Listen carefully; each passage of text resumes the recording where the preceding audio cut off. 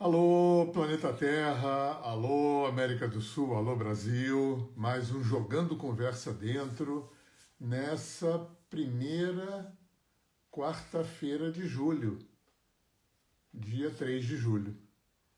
Isso aí. Já passamos da metade do ano. Incrível, né? Assim voou. Então, gente, eu até tinha anunciado um tema, né? E hoje vai acontecer pela primeira vez uma coisa, e eu vou explicar aqui. Esse ano, vocês sabem que toda terça-feira eu faço uma roda de cura de alinhamento energético aqui no Instagram. Tanto a terça quanto a quinta, a gente está no segundo ano, né? E esse ano, para a roda de cura, eu resolvi não trazer temas, eu resolvi que o tema vai se trazer por si próprio. E assim tem sido, né? Eu não fico pensando nisso, de repente alguém me fala alguma coisa, eu estou lendo um livro, ou um papo com um amigo, o tema aparece.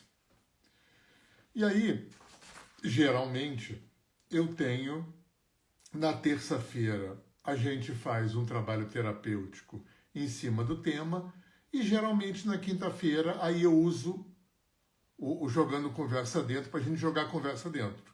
Né? Como eu costumo falar, a gente jogar titicas de luz no ventilador.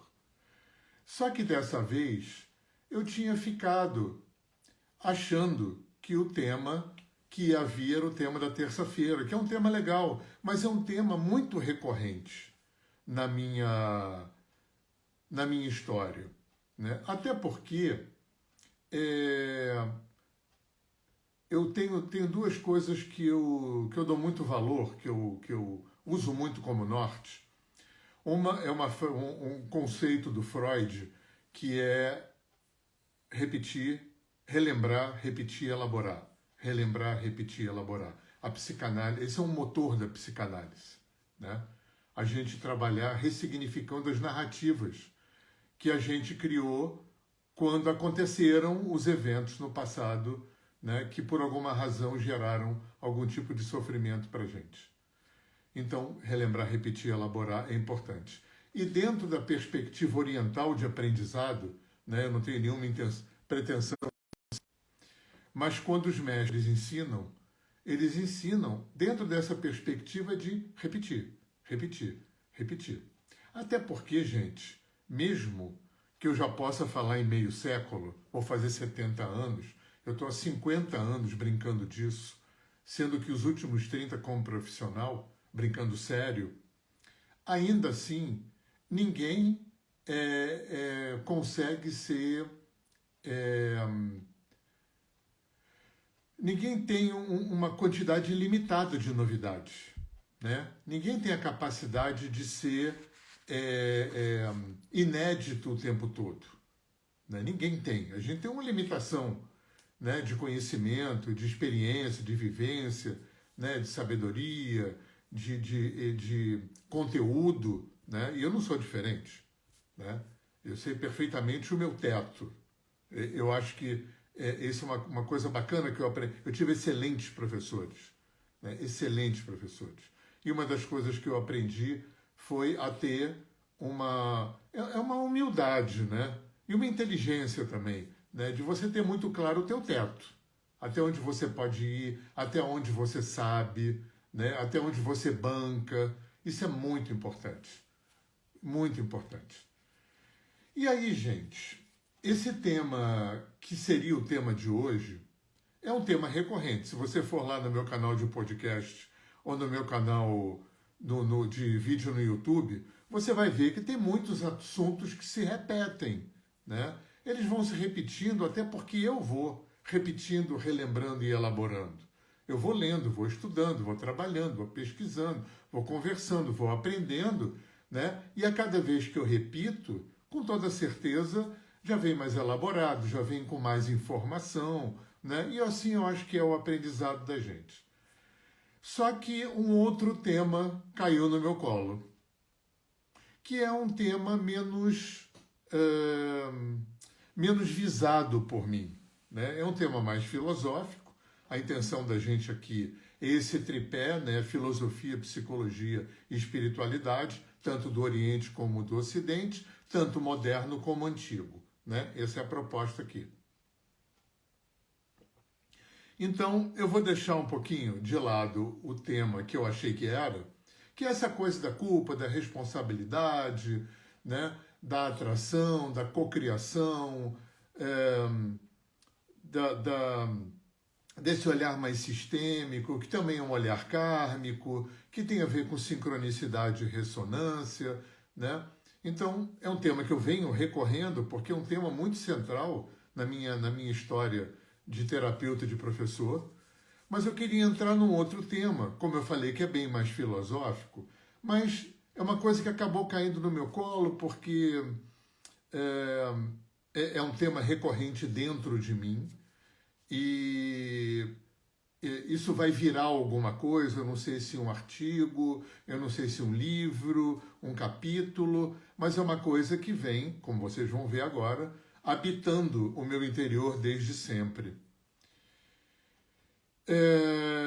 Que é um dos nortes que se implantaram como bússolas, como agulhas de bússola, que foram norteando o meu caminho de autoconhecimento, o meu caminho como terapeuta e professor, o meu caminho como pensador, o meu caminho como pesquisador e como aprendiz, antes de mais nada.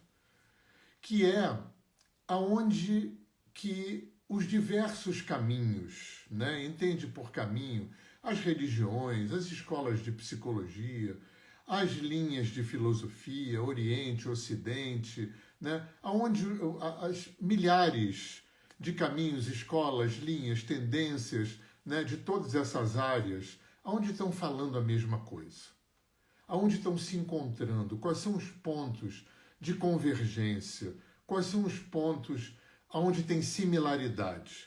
Eu vou dar um passo atrás só para contextualizar essa minha busca e compartilhar com vocês, porque é muito interessante. Isso começa em mim mais ou menos entre os 14 e os 16 anos.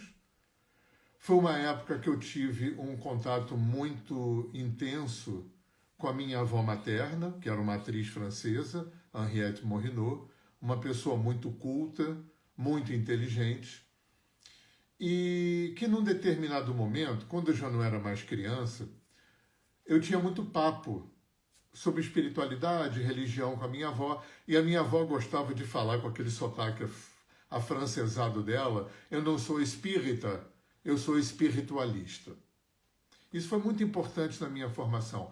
A minha avó era uma pesquisadora, nas horas vagas, ela era amiga do Chico Xavier, ela era amiga do Zé Arigó, ela ia a Congonhas do Campo visitar o Arigó, ela ia a Uberaba, Uberlândia, não lembro mais, visitar o Chico Xavier.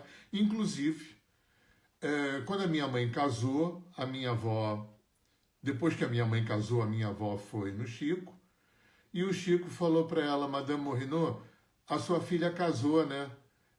Ela vai engravidar, ela vai ter um menino. E deu um enxoval azul para minha avó e falou assim, a primeira roupinha que ele vai vestir quando ele nascer, bota essa aqui. Então, eu tive esse privilégio de que a primeira roupinha que vestiram em mim foi uma roupinha azul dada pelo Chico Xavier. Tem outra história muito interessante, que essas histórias eu ouvi a minha vida inteira, minha avó era uma grande contadora de história, e uma pessoa que eu tinha muita afinidade, a gente conversava muito, e ela conta que um dia ela estava em Congonhas do Campo, ela foi visitar o Zé Arigó incorporava um médico alemão chamado Dr. Fritz, e volta e meia, periodicamente, iam cientistas do mundo inteiro pesquisar o Arigó. E naquele dia que a minha avó estava ali, tinham cientistas, não sei se eram holandeses, noruegueses, uma galera, né? Uma meia dúzia de uma dúzia ali. E aí fizeram um círculo e tinha uma pessoa sentada numa cadeira para ser operada pelo Dr. Fritz, e o Dr. Fritz pega um canivete, abre o canivete, passa a lâmina do canivete na sola do sapato e fala assim, tá pensando que a caniveta está esterilizada? e enfiou o canivete no olho da pessoa e operou, porque o Arigó tinha essa história, né? Eu cheguei a achar, depois eu nunca mais procurei, há uns anos atrás, eu cheguei a achar alguns vídeos no YouTube de cirurgias do Arigó. E o Arigó enfiava, a minha avó viu, a minha avó não era uma pessoa crédula, né? A minha avó era meio São Tomé, né? A minha avó viu algumas vezes o Arigó enfiar o canivete na pessoa e tirar tumor. E aí a pessoa não sentir dor e aquilo não sangrar muito. É um mistério, né? Uma história do Zé Arigó. E a minha avó tinha três pessoas que ela gostava muito, né? Eu sei que a minha avó foi o meu primeiro guru, né? A minha entrada na espiritualidade é por aí. A minha avó tinha em cima do armário no quarto dela a coleção do Allan Kardec. Minha avó não era espírita, mas ela gostava muito do Kardec. E, na verdade, não tinha nem muita literatura fora Kardec para se ler naquela época. Eu estou falando do comecinho dos anos 70. E a minha avó disponibilizou a coleção do Kardec. E a minha avó gostava muito de um autor inglês que se chamava Lobsang Rampa, que era o Paulo Coelho daquela época. Era uma literatura... Eu não estou dizendo que o Paulo Coelho é bem melhor que o Lobsang Rampa como literatura. O Lobsang Rampa era... A história é que era um tibetano que viveu na capital do Tibete, mais ou menos nessa época que a China invade o Tibete, e ele fugiu do Tibete. Em determinado momento, o corpo físico dele estava muito velho, mas ele ainda tinha missão para fazer aqui, e ele encontra, sei lá, não me lembro mais, um inglês que tinha um corpo bom, mas que já tinha terminado a missão dele, e o Lobsang Rampa ocupa, né? Tem até um nome que chama Walk-in, né? Escreveram um livro sobre isso, eu não entendo nada, mas o Lobsang Rampa entra no corpo do inglês e escreve uma coleção enorme, que foi um super best-seller. Independente disso ser verdade ou não, ela também me disponibilizou essa coleção para ler. Eu não tive muito saco de ler a coleção toda, mas os 3 ou 4 primeiros livros que falavam mais da história do Tibete, como é que eram os mosteiros, como é que foi a Revolução na China, né, como é que era a medicina tibetana, e o Lobsang Rampa tinha uma história com viagem astral e tal, até aí eu li. Mas tem 3 coisas que foram determinantes, marcantes, assim, pontuais, que apareceram nesse episódio, né? Eu estou falando entre os meus 14 e os meus 16 anos, quando essas 3 coisas aconteceram, que era quando eu ia muito a Miguel Pereira, onde morava minha avó, e eu estava sempre lendo. Tem 2 livros a coleção do Kardec eu não li não, mas tem 2 livros que eu li 500 vezes, que foi o livro dos médiuns e o livro dos espíritos, porque era em sistema de pergunta e resposta, e aí era mais fácil de ler, era mais legal ler. E eu li muito aquilo. Enfim, onde é que eu queria chegar para chegar no assunto aqui? 3 coisas aconteceram que foram determinantes. Uma, ao ler Kardec, eu tive uma espécie de uma epifania, assim, eu me lembro desse momento, lendo aquilo, e uma sensação, gente, eu acho que vocês já devem ter vivido isso, né? Isso eu acho que é muito comum, pessoas como a gente que gostam desse assunto. Eu me lembro nitidamente dessa sensação ao ler Kardec e senti que aquilo tudo era muito familiar, como se eu já soubesse aquilo, né? Aquilo para mim era tudo muito lógico, muito óbvio, muito claro, muito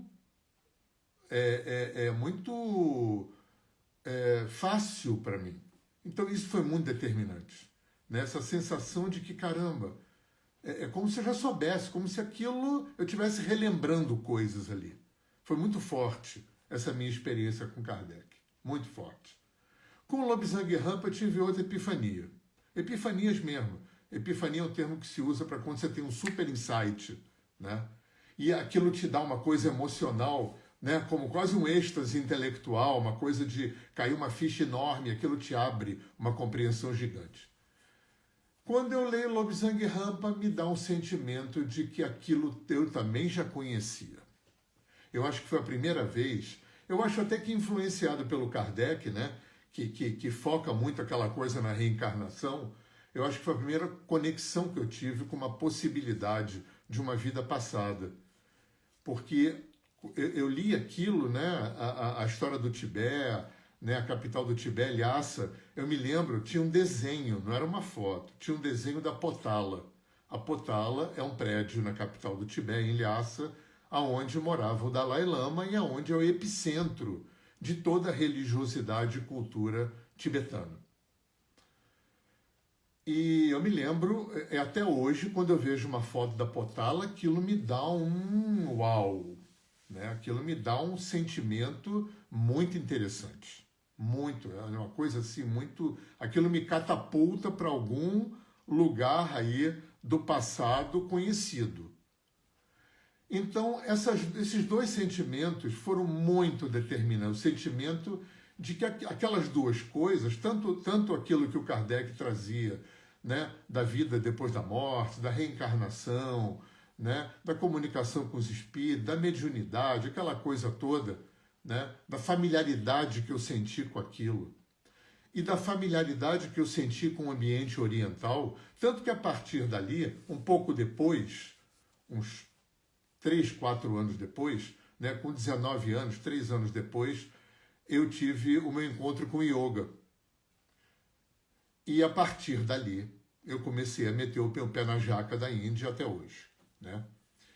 Agora, tem uma terceira coisa que tem a ver diretamente com o que a gente vai falar aqui, além das duas epifanias de intimidade com aqueles universos, como eram universos muito diferentes, né? O Kardec era um educador francês do século XIX, o Lobsang Rampa era teoricamente um monge budista tibetano, eu acho que também no século XIX, né? Eu acho que a invasão da China pelo Tibete foi por aí, se eu não me engano. Ou no comecinho do século XX, talvez, entre a Primeira e a Segunda Guerra, eu não me lembro mais. Mas não importa.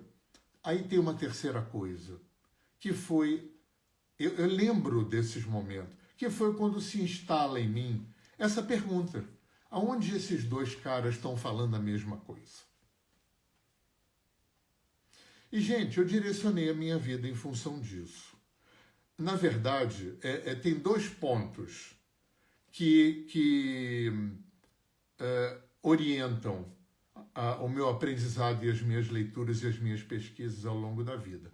Um é esse, né? É uma eterna busca dessas similaridades, desses pontos de encontro, né? Aonde os caminhos estão dizendo a mesma coisa. Isso é um ponto. Outro ponto que norteia a minha busca é a desmistificação do conhecimento que foi gerado por esses povos antigos, né? Eu mergulhei no conhecimento oriental, venho mergulhando há 50 anos, venho mergulhando há um pouco menos tempo no universo dos povos originários, do xamanismo, venho mergulhando no universo da África, e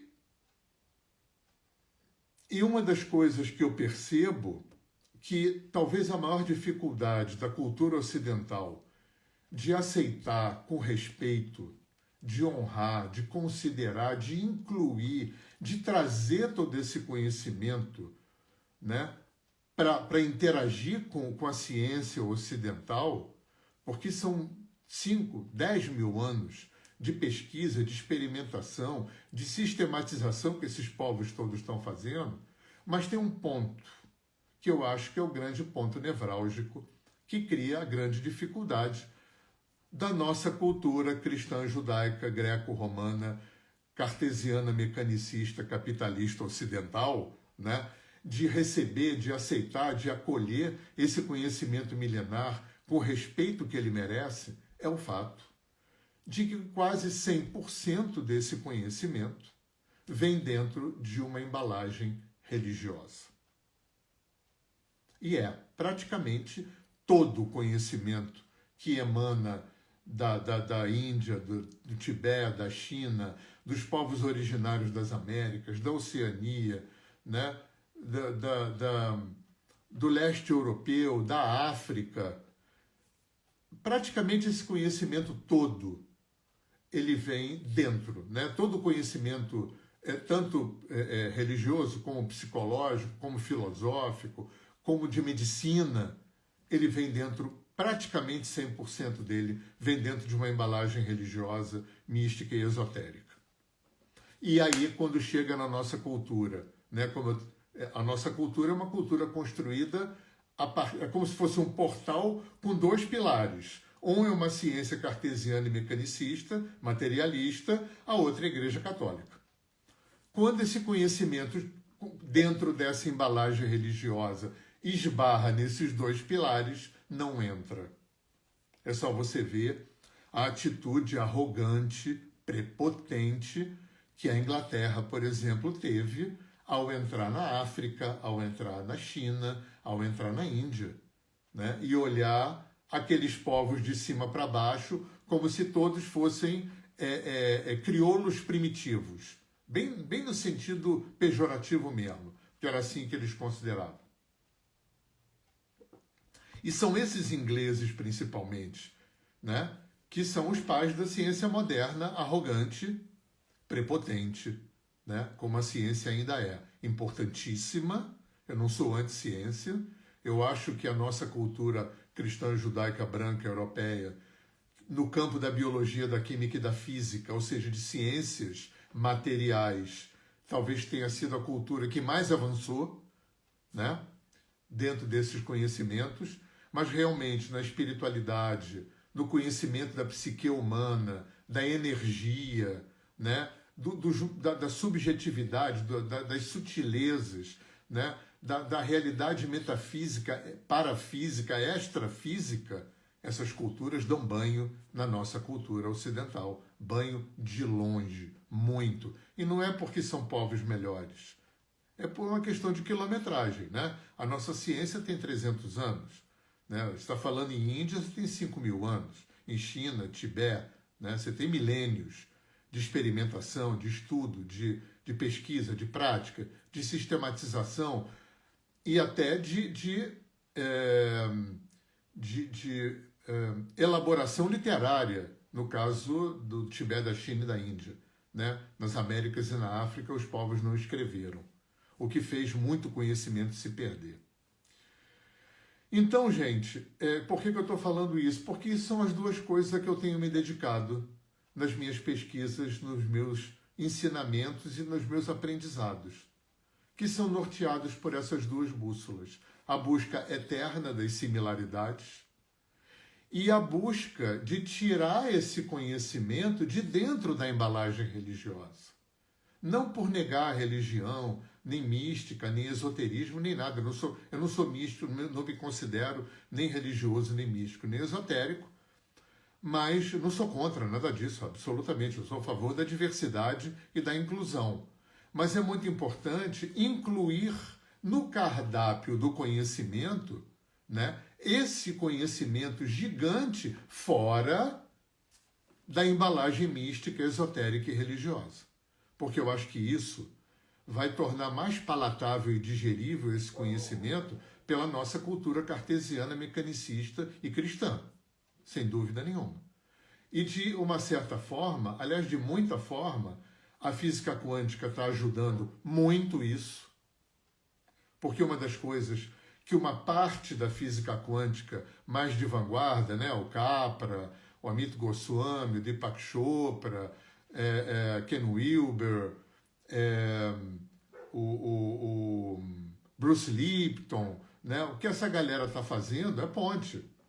O tal da física, quando eu vi o tal da física, eu falei, caramba, era isso que eu queria fazer academicamente. Só que eu não fiz faculdade de nada, gente. Eu não fiz teologia, não fiz psicologia, não fiz filosofia. A minha vida foi toda empírica e só não foi autodidata porque eu fiz umas 4 formações de yoga, mais umas 4 ou 5 de massagem, 2 de terapia de respiração, 2 de constelação e alinhamento energético e reiki. Então, eu fiz formações pra caramba, então não dá para dizer que eu sou autodidata, mas eu estou longe de estar dentro do mundo acadêmico, né? Tanto que uma das minhas funções no meu trabalho é justamente trazer para uma fala coloquial esse conhecimento, para trazer esse conhecimento dentro de uma perspectiva coloquial, dentro de uma perspectiva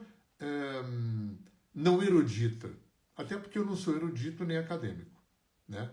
Então, esse sempre foi o meu trabalho. E dentro dessa coloquialidade, dentro dessa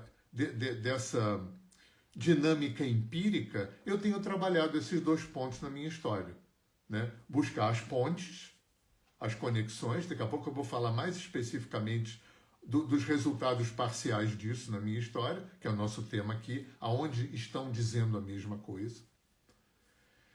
E o outro trabalho que eu tenho realizado, que é humildemente procurar reler, né, esse conhecimento antigo, místico, fora dessa embalagem mística e esotérica, trazendo mais para uma perspectiva terapêutica, psicológica, filosófica, tá?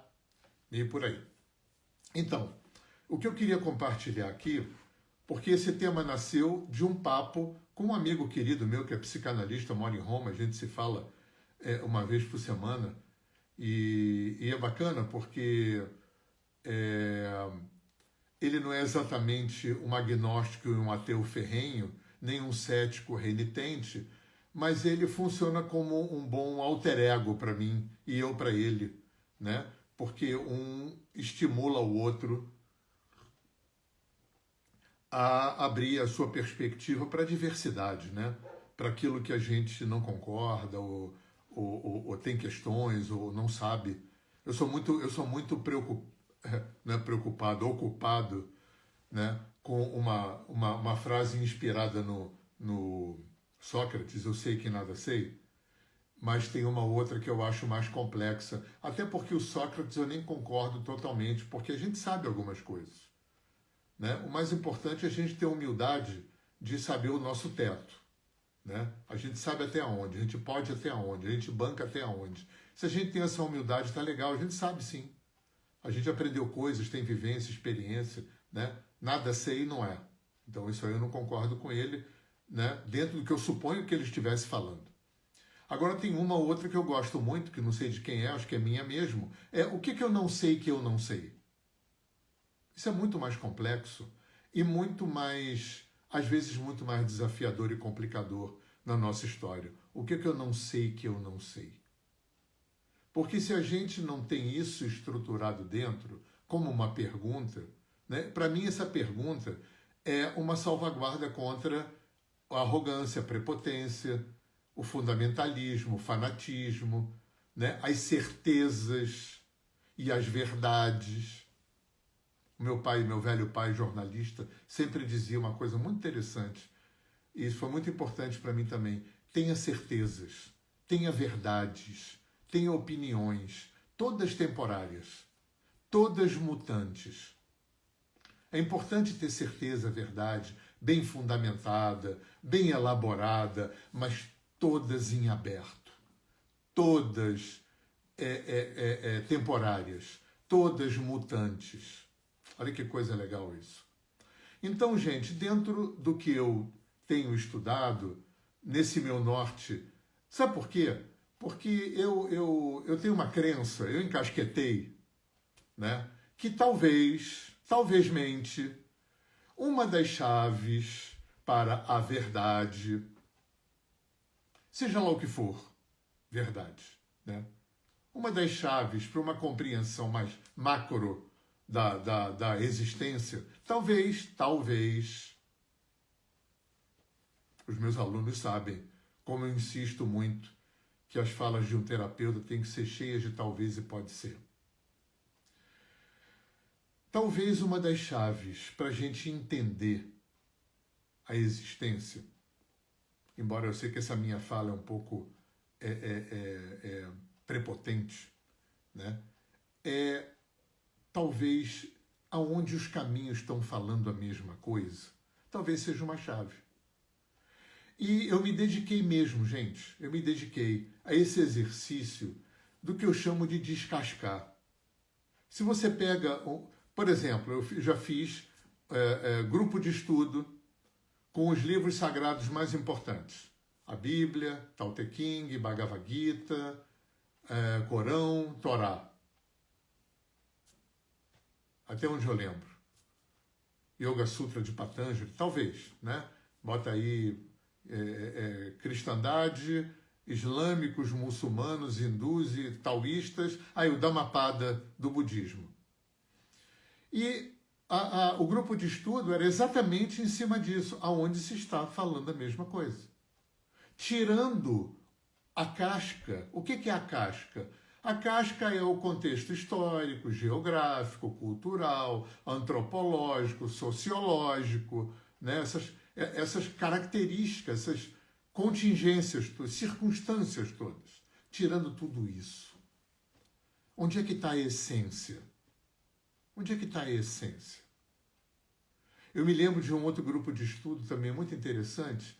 Era um grupo de estudo onde a gente fazia uma comparação entre os 10 mandamentos, né? Os 10 mandamentos funcionam para os cristãos, judeus e muçulmanos, os yamas e niyamas, que são os 10 mandamentos do yoga, que estão no Yoga Sutra de Patanjali, que de alguma forma estão na Bhagavad Gita, e o caminho óctuplo do Buda. O caminho óctuplo e os 5 preceitos éticos e morais, os shilas. O Panchashila, que são 5 shilas, e o caminho óctuplo. Então a gente pegou esses 3 mandamentos de 3 grandes religiões, né? Índia, budismo e a cristandade, né? Os 10 mandamentos do Velho Testamento, e fizemos um estudo com essa intenção, aonde estão falando a mesma coisa. Então eu fiquei meio craque, né? E nessa essência. E, gente, todas as vezes que eu fui, né, eu estou longe de ser um erudito, eu não fiz isso com um caráter de erudição filosófica, eu fiz isso com um caráter muito mais até psicológico do que filosófico. A similaridade é imensa. É imensa. Quando você aprende a descascar, né? E eu dei uma sorte também na vida. Eu falar que dei uma sorte é meio prepotente também, porque fica parecendo que quem não é como eu não teve sorte. Então não é sorte a palavra correta. Para mim foi bom nunca ter pertencido a nada. Eu nunca pertenci a nada, em área nenhuma. Nem na religião, nem na nada, nem na arte. A única coisa que eu pertenço é porque eu torço pelo Fluminense, né? Fora isso, eu não pertenço a nada. E essa minha natureza, isso me deu muito trabalho, tá? Eu fui curar isso em terapia. Essa minha natureza não pertencente me deu essa possibilidade de poder ter esse olhar macro, esse olhar mais geográfico para os caminhos. Eu não estou dizendo que quem pertence está errado ou é pior, não, tá? Por isso que eu dei a sorte aqui. Não tem, é uma coisa, outra coisa, e as duas são maravilhosas igual. Só que o meu velho pai também disse uma coisa que foi muito importante na minha formação. Meu pai também era um não pertencente. Meu pai dizia assim, cada vez que você veste uma camisa, segura uma bandeira ou entra numa caixinha, você perde a visão do todo. Ou bem, você olha o evento distanciado vendo o macro, ou bem, você olha a partir de dentro de alguma caixa, de alguma opinião, de alguma escola, de alguma doutrina, de alguma vertente, de algum ponto de vista, né? Ou bem, você olha para o macro a partir de uma lente, ou bem você treina, né? Constelador faz esse treinamento, de você se distanciar para poder ter um olhar sistêmico, para você ter um olhar mais macro, né? Não estou dizendo que você vai zerar, é impossível não ter opinião, é impossível não julgar, é impossível, né? Ter opinião e julgar é biológico, é automático, independe do seu racional e da sua vontade, mas você pode aprender, né? Terapeuta tem que aprender, né?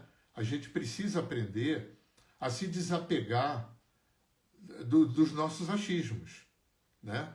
A não se identificar com os nossos achismos quando a gente precisa desse distanciamento, quando a gente precisa ter essa neutralidade, ou porque a gente é terapeuta e precisa ter esse distanciamento e essa neutralidade, né?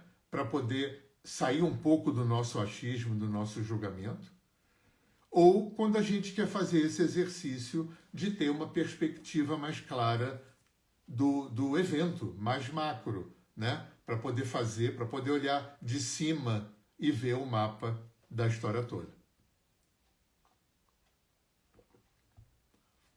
E aí, para não ficar imenso, só para partilhar com você, até escrevi uma colinha aqui, aonde eu encontrei similaridades por onde eu andei.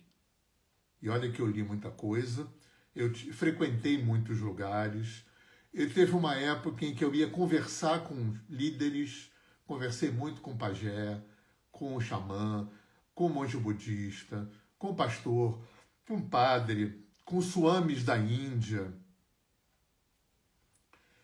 Olha que coisa interessante. Coincidências, né? Coincidência não é acaso não, tá? Coincidência é uma palavra muito mais legal que acaso. É coincidência. Então, existe uma inteligência, uma consciência que faz coincidir eventos para finalidades evolutivas. Eu acredito assim. Então, a primeira coisa que eu encontro como similar, quando eu olho para a China, Índia, Tibete, África, Américas, Oceania, leste europeu, né, é o fato de que o universo é um organismo só, consciente e inteligente. Eu sei a dificuldade, o meu amigo psicanalista de Roma, que é mais cientificista, a dificuldade que ele tem de conceber a possibilidade de inteligência e consciência existirem fora de um cérebro cheio de neurônios, né? É claro, a ciência, a neurociência, agora que está muito em voga, né? As terapias cognitivas comportamentais, que é a vertente mais americana da psicologia, desconsideram a questão do inconsciente e acalentam a ideia de que primeiro a gente pensa e depois a gente sente. Existe um cisma nas faculdades de psicologia, né, da galera que é mais europeia, que é mais a psicanálise, a galera que é mais americana, que é o TCC, né? A psicanálise circula em torno da ideia do inconsciente. Circula em torno da ideia do inconsciente e a terapia cognitivo-comportamental, como tem um convênio com a neurociência tem essa perspectiva de que o pensamento, a vida psíquica, consciente e inconsciente, racional e emocional, ela é produzida pelo cérebro. Para mim, fica um certo gosto de que eu acreditar que a minha vida psicoemocional é produzida por neurônios físicos, é mais ou menos como eu tenho que achar que o programa de televisão é feito pelo aparelho de televisão. Então, eu acho que nós somos aparelhos. Buda falava uma coisa interessante, né, que não tinha almas, espíritos. Tinha um só espírito em toda a criação. Tem uma só alma, tem um só inconsciente. e a gente compartilha esse mesmo inconsciente, essa mesma alma, esse mesmo espírito, e o que dá a gente essa sensação de uma individualidade e autonomia maior do que a gente tem é esse tripé: ego, cinco sentidos e mente racional. Esse tripé é quem sustenta, né, essa sensação de separatividade que a gente experimenta, dentro e fora da gente. Né? Quem, quando olha para dentro, não sente muitas vezes que corpo, emoções e a mente está cada um para um lado? Que raramente corpo, mente e emoções estão integradas, acopladas, juntinhas. Raramente. E fora da gente, a gente também experimenta cisão. A gente se sente separado dos outros, a gente se sente separado da natureza e a gente se sente separado do que a gente supõe que seja Deus, espiritualidade. Então, o sentimento de separação é fomentado na gente, basicamente, por esse tripé: um ego, uma mente racional e cinco sentidos. Né? Isso é que mantém e fomenta e engrossa, né, esse muro que é feito basicamente de material que vive no inconsciente e que separa quem a gente é de como a gente está. Então, o universo consciente e inteligente é uma unanimidade entre essas culturas antigas, assim como é uma unanimidade. Claro, cada uma expressa de um jeito, cada uma entende de um jeito, né? Mas descascando, lembra? É importante descascar. Porque se a gente não descasca, é a casca que é a caixinha. A bandeira, a camisa que a gente veste não é a essência, é a casca. As pessoas fazem guerra santa, brigam, lutam, se matam, fazem genocídio, tortura religiosa, inquisições, né? Pela casca, não é pela essência.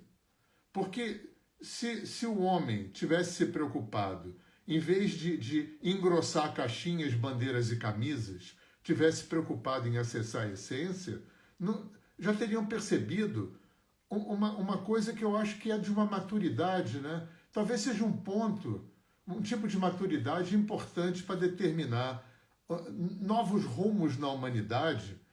Talvez uma das coisas mais importantes, na minha opinião, é quando o ser humano entender que a religião do outro, a fé do outro, a crença do outro, né, é diferente da sua, mas é tão boa e verdadeira quanto a sua. Porque a gente que é terapeuta sabe que quanto mais ódio a outra religião eu tenho, quanto mais eu luto contra outra religião, quanto mais eu procuro denegrir, diminuir, desqualificar, demonizar, isso é, com toda certeza, um indicativo da minha fragilidade, da minha fé. Porque se eu vou forte na minha fé, eu não preciso denegrir ninguém, eu não preciso demonizar nada, né? Eu fico na minha. Então essa maturidade, né, você pode ter uma religião, aceitar Cristo como seu Salvador, a Bíblia como sua palavra de Deus e ainda assim reconhecer, aceitar, respeitar, considerar que as outras religiões são tão boas e verdadeiras quanto a sua. Só que não, né? Estamos longe desse ponto. Então, uma outra coisa que eu encontrei como unanimidade é o fato de que o universo é multidimensional e holográfico. Né? Só a nossa cultura greco-romana, cristã, judaica, branca, capitalista, ocidental, que considera que a vida é um fenômeno cartesiano, mecanicista, material, concreto, que a realidade é só isso, que os cinco sentidos apreendem e a mente racional elabora. Né? Um índio morre de rir, um chinês e um hindu e um africano também. Né? Então, o universo é holográfico, quer dizer o quê? Que cada parte contém o todo. A física quântica já reconhece essa característica holográfica da existência. A neurociência já reconhece que o cérebro não funciona analogicamente. O cérebro funciona digitalmente, ele funciona holograficamente. Então, essas duas coisas são muito nucleares no ponto de vista dessas culturas antigas. O universo é uma entidade só, é um ser só, totalmente interrelacionado, interdependente, interagente, totalmente consciente e inteligente, multidimensional e holográfico. Uma outra característica que eu encontrei também para reforçar essas, toda a criação está em movimento. Do nível subatômico mais ínfimo do bóson de Higgs, as teias de galáxias mais absurdamente gigantes estão em movimento. Não tem absolutamente nada parado no universo. O universo todo está em movimento. Esse movimento é um movimento de expansão. E esse movimento de expansão inteligente, consciente, multidimensional e holográfico funciona sob leis. Então, a lei do karma, que é a lei de causa e efeito aplicada a uma realidade multidimensional e holográfica, né? Porque o Newton era cartesiano e mecanicista, então a lei de Newton é para cada ação tem uma reação igual e na mesma intensidade, bateu, levou. Essa lei aplicada a uma realidade multidimensional e holográfica é a lei do karma. A sincronicidade é uma lei, a ressonância é uma lei, e uma lei importantíssima que opera também em toda a extensão, né, dessa paleta de cores, é a questão de que todo o universo funciona dentro de uma logística autorreguladora. Esse organismo único, que é o universo, ele é um organismo autorregulado, autorregulante, autorregulador, autorregulável. Do bóson de Higgs às grandes teias de galáxia. Olha que coisa bacana. Tudo isso eu encontrei como unanimidade e fui anotando dentro de mim, né? Só essa semana, por causa do papo com meu amigo, eu fiz uma listinha, né? E eu vou fazer alguma coisa com isso, porque isso é como se fosse o núcleo, né, das minhas pesquisas. Então, quando eu for mais velhinho, eu acho que vai dar um pano para manga legal isso aqui. Outra coisa que eu encontrei de uma unanimidade imensa, né, aí eu vou colocar a cristandade junto, é o fato da aceitação da vida depois da morte. Né? O ateísmo é uma coisa ínfima na história da humanidade, minúscula. Né? Praticamente o grosso da humanidade sempre acreditou de alguma forma na vida depois da morte. Algumas, né, a maioria dessa galera, a maioria acredita em reencarnação. Né? Se você tirar os cristãos, os muçulmanos, eu não vou tirar o judaísmo não, porque o judaísmo tem umas certas concepções de reencarnação, uma concepção um pouco diferente. Né? Eu me lembro de um rabino falando que eles aceitavam a reencarnação no sentido de que aqui nessa terra eu só vivo uma vez, mas eu continuo vivendo em outros níveis. Não entrou em detalhe, ou porque não podia dizer, ou porque não deu tempo, não me lembro mais, mas isso ficou. Né? Mas a maior parte da população do planeta, das religiões, dos caminhos, aceita a possibilidade da reencarnação. Isso é uma unanimidade muito, muito grande. E uma outra unanimidade gigante é a questão do inconsciente. Né? E não é o inconsciente necessariamente só o inconsciente freudiano, o inconsciente psicoemocional. É tudo aquilo, eu tenho repetido, o pessoal que me conhece sabe que eu repito isso direto, né?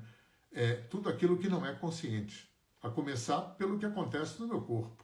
Eu não sou consciente de quase nada do que acontece dentro de mim. Eu não tenho controle de nada do que acontece comigo. Não lembro de vida passada nenhuma. Mal conheci meus ancestrais. Lembro de pouca coisa da infância. Não sei de nem nada da interação que eu faço com o inconsciente coletivo, com o campo mórfico, com o registro acástico. Nada. Não lembro de nada que eu faço no astral quando eu durmo. Quando eu acordo de manhã eu esqueço. Tudo isso é inconsciente. E tudo isso que eu falei aí dá muito mais de 90% de quem a gente é, que está vivendo aqui e agora, e a gente não é consciente. Sei lá por que Deus, né, seja lá quem ele for, fez assim. Mas isso é uma unanimidade também, e chegou até no Freud, né, que não teve essa perspectiva tão ampla de inconsciente, mas que popularizou esse nome e que abriu esse portal gigante na história da nossa cultura, denunciando que tem uma dimensão inconsciente gigante vivendo na gente, aqui e agora, e a gente não participa conscientemente. Então, tudo isso, gente, foram pontos que eu acabei, né, que vem lá dos meus 14, 16 anos, quando eu olho para o Lobsang Rampa, quando eu olho para o Kardec e me pergunto aonde eles estão falando a mesma coisa, porque essa pergunta veio explicitadamente assim. Essa angústia intelectual, filosófica, começa ali. A outra angústia filosófica veio um pouco depois, quando eu começo a ler literatura da Índia, né? Que aí nasce em mim aquela segunda angústia filosófica, que é como olhar para isso, como interpretar isso, como reler isso, fora da mística, fora do religioso.